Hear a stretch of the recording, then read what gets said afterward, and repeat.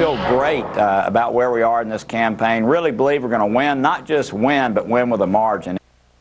There you go, a Republican Senate candidate from Tennessee, Bob Corker, yesterday on Fox and Friends. But his rival is calling campaign ads against him slimy, sleazy, and smutty. Take a look at the ad he's talking about. Harold Ford looks nice. Isn't that enough? Terrorists need their privacy. When I die, Harold Ford will let me pay taxes again. Ford's right. I do have too many guns. I met Harold at the Playboy party. I'd love to pay higher marriage taxes. Canada can take care of North Korea. They're not busy. So we took money from porn movie producers. I mean, who hasn't? The Republican National Committee is responsible for the content of this advertising. Harold, call me. The Republican National Committee pulled the ad yesterday, but is the damage done? The Democratic candidate for Senate from the great state of Tennessee joins us now, Congressman Harold Ford Jr. Good to see you, Congressman. Good morning. Thanks for having me on. Now, I understand that the RNC did pull this ad. However, you are saying that this ad did air last night in Nashville again. Not only that, I think it's still running this morning. They may be now trying to get it out of the rotation. The ad was silly and beneath the dignity and decency of voters here in our state, not to mention demeaning to women and dishonoring children as it ran often during family programming time and all of the markets here in our state. But I think it speaks to a real desperation on the part of the National Republican Party.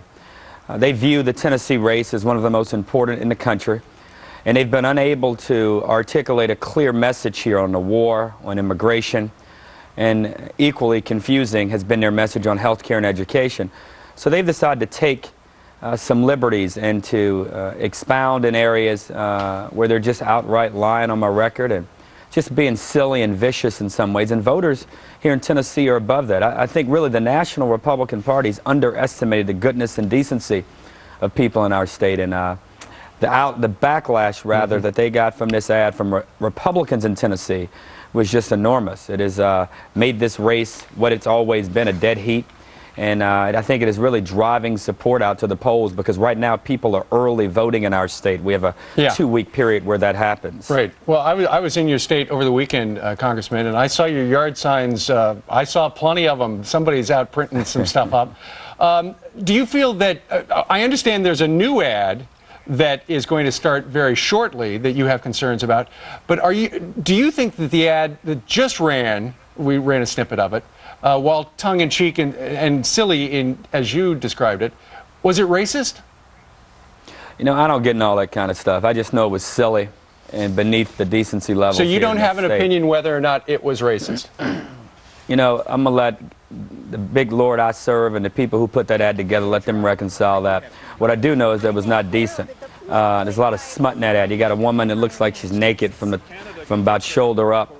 And, you know, when you can't talk about North Korea and Iraq, you can't talk about a new policy to win the war in Iraq, as my opponent has been incapable of doing. And, you know, he unfortunately is the only Senate candidate in the country who hadn't released his tax returns and who had his own private property raided by federal law enforcement agents for hiring illegal aliens. So he's trying his hardest, and you know I understand, but politics is a contact sport. But at some level, you got to be decent and appropriate in how you do these things, and I think they realize they totally crossed the line here. Congressman, you have a reputation as a new generation Democrat. You oppose same-sex marriage and late-term abortions. Ann Coulter, in fact, has called you her favorite Democrat. What does that mean? Well, what it means is that this new ad they have up is another lie. They have an ad up now. The ad that replaced the smut ad is now being replaced with an outright lie. It says that I'm for same-sex marriage, that I'm for giving abortion pills to schoolgirls. Really just out of line. And several news stations here in Tennessee, or at least a few as of last night, I think maybe a few more this morning, have refused to run this new ad. That may be one of the reasons that the smut ad is still running, because the new ad is so full of lies that many of the news stations across the state are just refusing to run it until they get some verification from the Republican National Committee. I'm really surprised at Ken Mehlman, though, and RNC, because, I mean, we can have a fair fight on the issues, but to make accusations about gay marriage, knowing my position, I say to the chairman, it's just out of line. Voters here, we deserve more. give us a real debate on the issues. And All right. if Bob Corker has better ideas, let him put those ideas Right. forward. No need to lie on my record. All right, Congressman, we had Bob Corker, your opponent, on yesterday, and we have you on today. Fair and balanced as always. We thank you very much for joining us live today from Tennessee.